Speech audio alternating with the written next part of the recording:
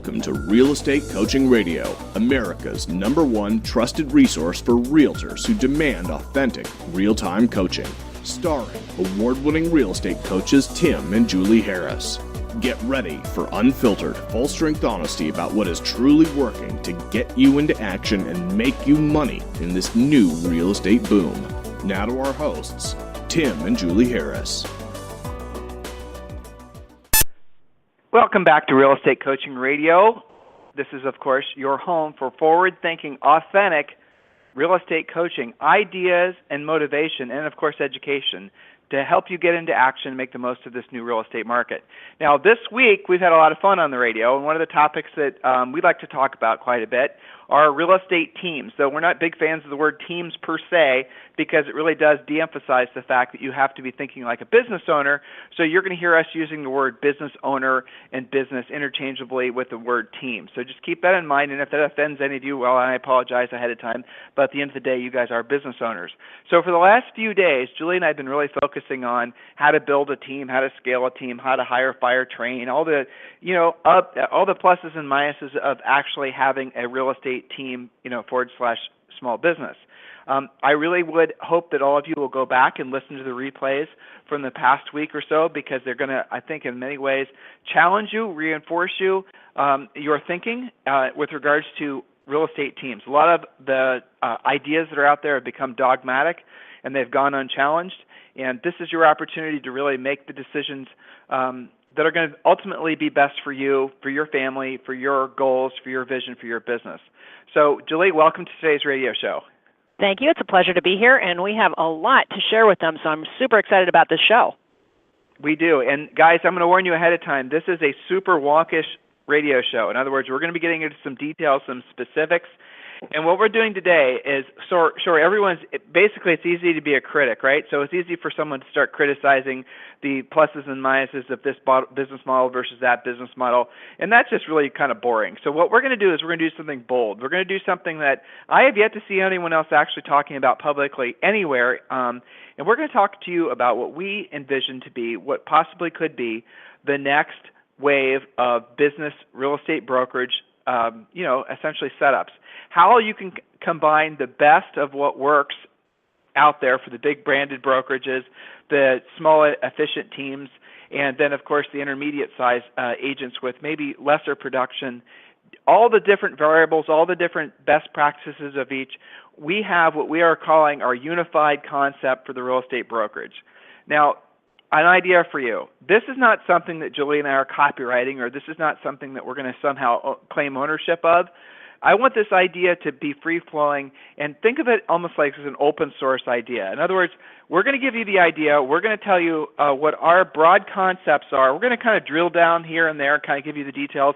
But for the most part, if you're entrepreneurially minded, as most of you are, you're going to take this idea, most likely, and you're going to run with it, and you're going to make it better. So we're going to give you the framework, the hypothetical, perfect, next-gen brokerage model. We're going to give you the framework, and if it resonates with you, go for it, and if it doesn't, well, then hopefully we've entertained you for 30 minutes. But I'm warning you ahead of time. We're going to give you some genuinely wonkish, detailed, analytical stuff because, again, we're all business owners here, and we're talking about business concepts. So you have been warned. So again, this is our modest proposal of what will be the next generation of real estate models. This model could work with any of the national brands, local brokerages. We envision this being something that both Century 21 and your local independent brokerage could easily adopt. We're going to share with you the larger vision. We consider this to be an open source idea. In other words, we want you to work and to develop this concept, so please feel free.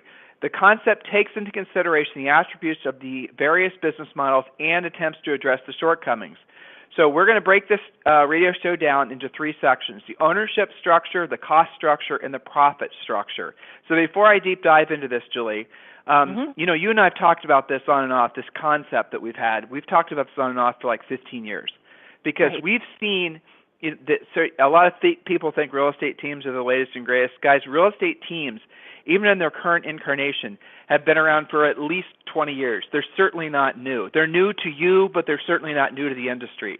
You can kind of see where the team model takes you by studying what some of the agents who have used the team model for years, what they've been able to do with their team. So if you want to know where that path takes you, it's very simple. Just basically befriend somebody who has has had a big, large real estate team and ask them about the profit structure. Ask them about the pluses and minuses of that model. And if you're lucky, they'll tell you and they'll give you the real bottom line scoop of how things actually work out and what it's like to, basically scale that kind of concept. So here's the idea. We're going to again start with, and ready for it? Please take some notes. We're going to talk with you guys now about the ownership structure. So the business is owned by the agents and the founders. So the founders are going to be the folks like, say there's 4 of us. We get together and we say we're going to start one of these next-gen real estate brokerages. So those are the founders. Now everyone could own, so there's B shares and there's A shares. You've been warned already, this is getting wonkish, so here we go. An A share is a voting share. A B share generally is not a voting share. Furthermore, you could write into your agreement that B shares are revocable. In other words, you can actually ask for a B share to be, you can demand it back. And we'll get into the specifics on why that might be an important aspect of this structure for you. The concept, again, is that the A shares have essentially more weight than the B shares. That's just basically the best way to think about it. So now you could say we don't want A shares and B shares. We want everyone to have A shares. So everyone has, in essence, the same level of power inside the company. It's up to you. I wouldn't do it that way, and you'll understand more as we go through the rest of this why you might not want to do it this way or that way either. But again, conceptually, you have the founders. Now, the founders can be real estate agents. It can be you and some other top producing agent you know in town. So the founders can be agents, but the shareholders, the B shareholders, they definitely have to be agents. They have to be producing. So for this to work, again, we're going to get into specifics now, you're going to have to be attracting to you some really top drawer agents, and they will be attracted to you when you hear the benefits of participating in this type of business. So again, B shares are owned by the founders in essence. I'm sorry, B shares are owned by the producers, the agents. Agents are generating sales. If a participating agent were to stop generating their sales, their shares could be revoked. In other words, if you were to sell shares to an agent and they'd been consistently, you're only going to want to attract to you as a founder, you're only going to want to have owners in this company of agents that have been producing at a modestly or high level consistently. You don't want any low producing agents. You don't probably want, new agents, any new agents. Not to say new agents can't be top producers in a short while. I mean, Julie and I almost 20 years ago sold 100 houses our first year in the business, and there are agents out there that are producing at a high level right out of the gates. But that aside, this model works best with people that have long-term track records for being successful, okay? So now, moving forward, the way this is ultimately going to work, the way this might be best for you to understand how it works, is keeping it simple. There'll be 100 A shares and there'll be 100 B shares. A shares to the founders, B shares to the participants. Agents would have to buy the shares to participate. Aha. So I want you to, again, think about this. It's you and 2 other founders. You guys are going to be responsible as the founders for upfronting all the costs of starting this entity. Or if there's an existing entity and you wanted to restructure it, obviously there would be a lot less cost. But hypothetically, if this were essentially, say Century 21, we're going to test this model in some great market like Atlanta or Austin or whatever, and they're going to try to pull together this concept where there are going to be substantial startup costs. A typical brokerage is going to cost, depending on how fancy it is, it's going to cost as little as $5, and usually probably right around $250,000 to $300,000 to do it right. That cost would be shouldered by the founders. Then what would happen is the founders would then sell shares in the company, the B shares, to agents, but only top producing agents. So the initial cost, 100% the founder's responsibility. Now, the founders obviously, and we're going to get to this in a second when we talk about the last section, which is the profit structure, how everyone gets the big benefit from this. But the way it works is the founders upfront the cost, then the B shareholders essentially buy into the brokerage. Following me? Now, I'm going to leave it out there for you guys to fill in the blanks as far as what should cost what and how all that will work. But ideally, what you want to do is when you start selling shares in the company, you want it so that the B share purchasers are going to cover enough. Their basic buy-in is going to reimburse you for the startup costs and give you some money to set aside for scaling, making it so that the brokerage could invest in the best of the best people, practices, systems, everything. So if there's whatever is the best in the space, this brokerage always has to have it. Otherwise, you're not going to attract very good agents to you. So if you are normally hiring a marketing person to work inside your brokerage for $25 an hour, I want you to go to New York City, and I want you to be like you're a Ralph Lauren looking for somebody who's an absolute phenomenal designer, and that person costs $100,000, and I want you to hire that person. In other words, the people that you bring in to run the business and the people you bring in to support the agents are unbelievably powerful, way better than the individual agents would ever be able to hire to work for them directly. And again, as I get to the structure of the thing, you're going to understand more why that's going to be critical for finding agents who will want to buy the B shares. All right, now I'm going to get to one other section, Julie, and then we can take a little break and we'll talk about the cost structure. The B share participants would need to come to the business with business. That's critical. Proven long-term track records of producing certain number of closed transactions, gross commission income. Literally, the model only works for agents who are consistently producing. Now, let's move to the cost structure. Julie, I know that financial structure was kind of confusing, but the fact is it is kind of opaque, and I didn't need to get into the details of it beyond what I did, which was probably too much, because guess what? When they meet with their attorneys and they meet with their CPAs, and they read the laws on selling shares in a company, FTC laws and all that, they'll basically come up with their own structure. I was just trying to get the concepts by them. How did I do it? What do you think? Yeah, I think the main thing is that owning shares and buying shares, you're literally investing in the company. So you're not, the advantage to this, I think, is that you're not just mentally invested, as all brokers hope their agents are, but they are literally financially invested. So I think that that's a big advantage. They are literally have buy-in, not just figuratively. So I think that's the broad strokes. That's really critical, because what Julie's saying is that, hey, brokers, one of the biggest, nastiest jobs of a brokerage is what? Hiring and recruiting and retaining agents. Mm-hmm. Well, in this model, you literally, once the shares and once the B shares are sold and once the agents are part of your brokerage, you're not going to have all that drama to have to deal with, because they're all participants in the business. These are all business owners that you're attracting. All the chasing of the agents and recruiting of the agents, all that, that is undoubtedly the hardest job in any brokerage. That's no longer going to have to be something that's really a big concern, which means that the brokerage, the founders, can then focus on making the best experience for their agents, who are ultimately the broker's clients, the agents are, and then the agents can focus on the best experience for the consumer. So that's the way to structure this. All right, so let's talk about cost structure. Now, again, this is kind of opaque. It's going to be up to you guys the way it's going to work. So there have been, what I tried to eliminate with the cost structure proposal here is that there's not a lot of ambiguity. And that's the problem with a lot of these brokerages that try to have, like, we vote on what kind of copy you're going to get. We're going to vote on what kind of, who the receptionist is going to be. We're going to vote on. We're not doing that. So here's the way, my humble proposal here is, the founders are going to be the ones that are going to upfront the costs. The B shareholders do not vote or participate on hiring, running, or management aspects of the business. The founders do. A shares don't. A shares are voting shares. B shares are not. They, of course, B shareholders, agents, of course, can influence decisions, but this is not a communal business, unless everyone, of course, if you guys were to decide to structure it around owning everyone owns A shares. But again, I talked to you about the pluses and minuses of that idea a second ago. Now, there would be an agreement that the fixed costs in the business would not exceed X. So when an agent was thinking about participating, they would see that the fixed costs of running and managing the business and the salary that the A shareholders were to get and the other B shareholders would get, they would see that there was a formulaic approach, a business approach to ascertaining what all those numbers were, and then they could then make a business decision as to whether or not the numbers would actually make sense. Again, this is all up to you guys how to work out. I'm just giving you the broad strokes. But the A share level owners would be paid exactly like the B share level owners would be, and that's the salary. Okay, we're getting to the good stuff here in a second, guys. Ideally, the company is hiring the best of the best to run the business operations on the brokerage side, and as admins for the agents,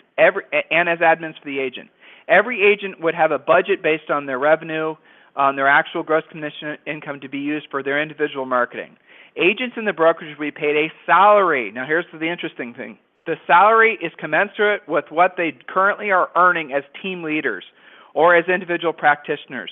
So just breaking it down, I gave you a real simple example. In other words, if you have a team that generates $1 million in GCI and the rainmaker, owner, or whatever you want to call it, has a net income before taxes of $250,000, but they're going to continue to generate them $1 million in GCI, that's what they get as, they own a certain number of B shares. They have a proven track record. They're going to continue to receive that, but instead of receiving it on a transactional basis, they're going to receive it as a salary.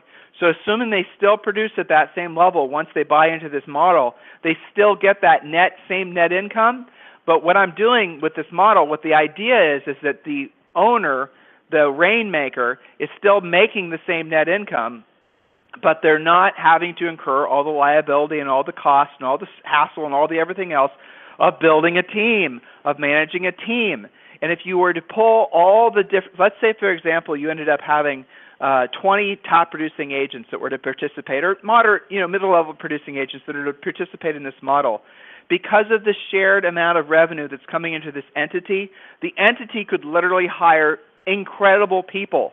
So there would be, all the resources would be shared. As an example, the marketing department would be shared. The all the team individual roles would then be shared amongst all the other folks that have owned B shares that are owners of this entity. You guys conceptually understand what I'm expressing here? By the way, this is very similar to how partnerships in law firms are set up, or partnerships in medical firms are set up. A lot of doctors are belonging to similar models like this. So this has been a proven concept, just not ever in the real estate space. B share, so again, to be clear, the B share owners would receive a salary that was at least what they had been receiving in the past as individual practitioners, as independent contractors. B share level agents would also receive full health care, paid vacations, 401ks, all the executive perks they deserve because really, honestly, they are executives. The top producing agent wouldn't lose any net profit, wouldn't lose anything in this model. So financially, they wouldn't lose anything. They would still be encouraged to build their independent brand. They'd still be encouraged to think of themselves as business owners. But now, opposed to owning all of the small pie, they're owning a smaller piece of a large pie. Conceptually, Julie, am I getting the point across here? Yeah, definitely. The quality of everything should go up with this model because you're affording better people, better marketing people, better assistants, better transaction coordinators. You can afford the best of the best, which will encourage everyone participating to do even more business at a higher level with more ease. And it won't be every agent scrambling for themselves.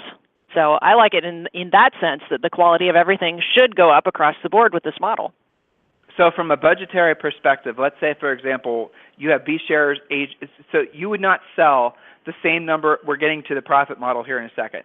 You would not sell the same number of B shares to an agent who's producing $250,000 a year in gross revenue as you would to an agent that's generating $2.5 million per year in gross revenue. So obviously the agent that's producing at a higher level is going to be a greater contributor to the revenue, greater contributor to the business as a whole, so they should be entitled to purchase more individual shares in the company. Now, again, you guys can work this out, but the individual shares could be priced at whatever price point makes sense based on the startup cost and whatever other added expense was necessary to get this out of the ground.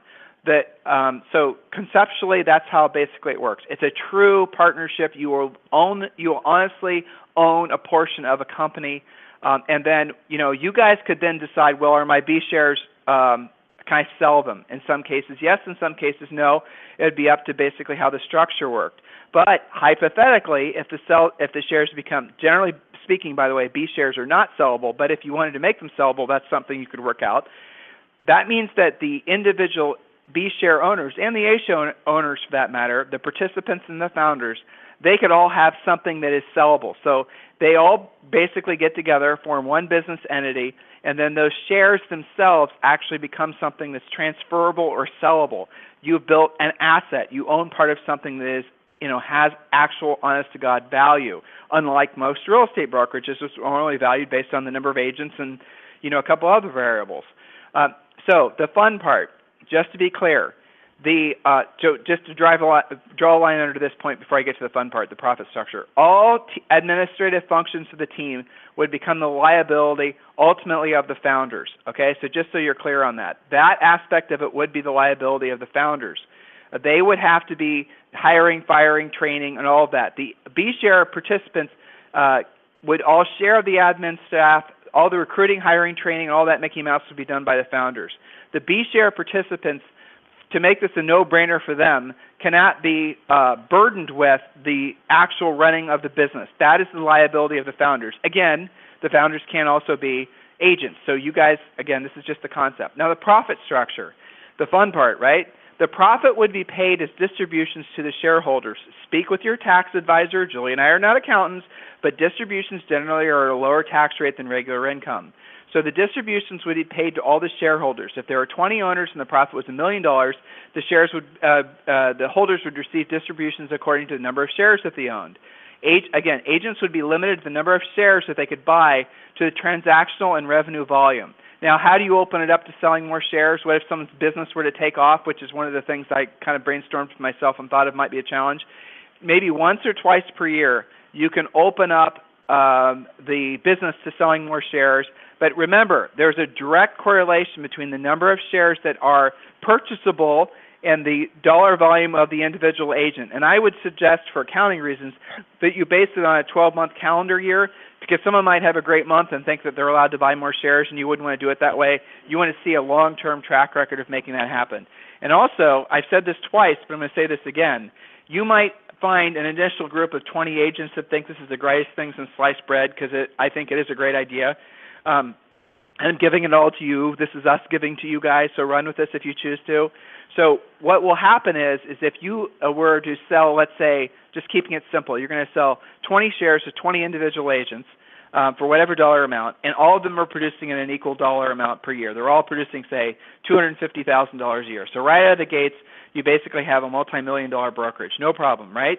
So if you, for example, were to have one or two of those agents that were to stop producing, you would need to write into your guidelines, your governance, that if their production dropped below a certain point, that they'd either have to sell some of their shares back, or all of their shares could be revoked by the entity because they were no longer participating. In other words, you can't be attracting to you people, agents that aren't producing, that are just basically riding in the boat. Everybody in the boat has to be rowing the boat. So that's it. That's the broad stroke. That's what I think is going to be, or should be, considered as what will be the next team brokerage business model. It combines all the elements of a team. It combines all the benefits of working with top-producing agents, but it takes away all the hassles of owning your team. It really takes away all the hassles of owning a brokerage. No hiring, training, recruiting, because you're getting great people to participate. And from an individual rockstar agent's perspective, this concept's removing all the hassles of the structure, right? The building of your team, the wet nursing everybody, the adult daycare. You guys know what I'm talking about. So, Julie, what do you think about it? Yeah, well, so I think that there's a built-in way for agents to be making more through their distributions. I think that you're taking all of the guesswork out of this. I think you've got what has to be higher retention, another big issue for brokers, constantly recruiting and retaining. So I think that this pretty much covers all of the bases and will make an overall extremely stronger brokerage. And I mean, if I was an agent and I had B shares and I bought into that based on my production, and I knew that by increasing my production I could potentially buy more shares and get higher distributions, I mean, essentially you're running a real business. You're not just kind of enhancing a hobby like some teams, quote, teams, have done in the past. So you want to have some accountability, this is one way to do it. If you want to have literally some buy-in, this is how you do it. So I think that it may cause teams and brokerages to be more honed in and potentially a little bit smaller in the beginning, because it's going to attract agents that are really serious about this. I'm just kind of thinking of the picture of it. If I were to walk into one of these offices set up this way, and I had a really killer transaction coordinator, and I had a dedicated, somebody that wasn't just learning marketing that I found online somewhere, but somebody that actually knew what they were doing and was dedicated to it, I mean, think how strong that brokerage would be, and think what immediate market share would occur from that, and then no agent would ever want to leave that brokerage. Hiring the right people in a company, we're hiring now. I think in the last 2 weeks we've hired 7 new coaches, and we're hiring a new admin. And I've helped brokerages with their staffing as well. It's hard. That job is really it's constant. It's hard.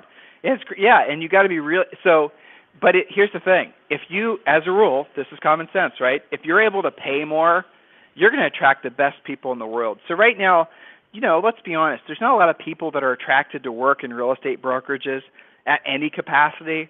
It's not really something that when someone with, say, for example, to use Julie's example, someone with a design degree from Parsons, they're not flipping through. They're not flipping through the help wanted, and they're not looking for a job at a real estate brokerage. Most likely, I mean, that to them would be beneath them, except if it was paying above market for their services. All of a sudden, that real estate brokerage now has an incredible industry, best of the best marketing person working for them. Internet marketing could be done the same way. So much of these really critical jobs are usually delegated to people that basically, okay, well, he wanted the job, so I gave it to him types. It doesn't have to work that way. In a model like this, again, I don't think financially this is going to work in all price ranges. I'm guessing that in the lower price ranges, it'll be harder to make something like this work. But for the most part in the country, something like this really could cause the industry on a whole to go to the next level. It allows the broker to focus on who their customer is, which is the agent, right?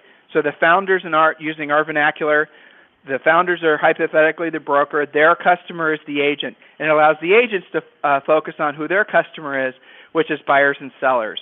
And it removes a lot of the confusion about who's on first, who's supposed to be doing what. At least conceptually it does. So there it is. That's what our proposal is for what might be the next evolution of the real estate brokerage team model. Run with it, play with it. It's open source. We give it to you. Let us know what you do with it. If you want us to participate in any further conversations about this, obviously reach out. It would be our pleasure to do so. In the meantime, interesting radio show, not our normal fare. Hopefully you guys enjoyed it. Let us know if you did. Let us know if you didn't. Either way, we're here to help you anytime. Remember, request a free coaching call at freecoachingcallsforagents.com, freecoachingcallsforagents.com. Have a fantastic day, and we'll talk with you on the radio tomorrow.